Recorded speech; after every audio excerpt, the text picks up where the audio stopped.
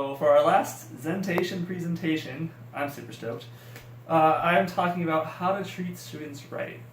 And specifically by that, I mean how can we treat them fairly, and also how do we combat racism in the classroom. And so the one question and slide I'm going to focus on for this presentation is how can I better prepare myself as a teacher to address racism in the classroom?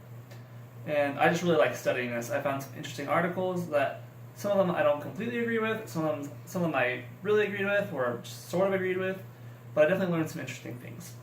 So the first little tidbit I got from one was that we shouldn't have a default student. Far too often we don't mean it, and it's not super exclusionary, but we have this default white American student that celebrates Christmas, that celebrates the same holidays as us, that has the same beliefs as us. And far too often when we teach in school, when we teach something, I don't know, about Chinese New Year, for example, we talk about how different it is from our norm.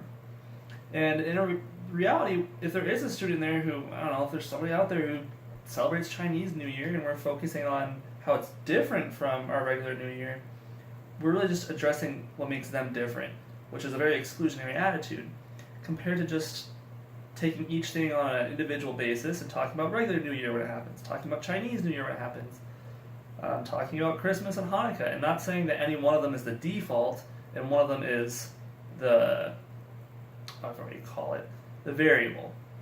And so it's hard, but I think we should make a focused effort as teachers to avoid having a default student, a default belief set for our students. Next, something else I really agreed with was when a student does make a racist comment, because it will eventually happen, is when you address it, you don't want to just attack the student or get really offended or try to make a big deal out of it to let them know how bad it is. It doesn't matter how racist the comment is, you need to always start with a very calm and dignified manner and just talk to them.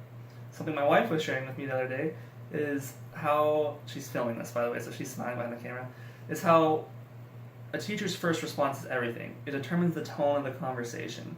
And so if a teacher responds angrily to a comment, then it just escalates into an angry conversation. But if they respond in a calm manner, it's going to stay calm.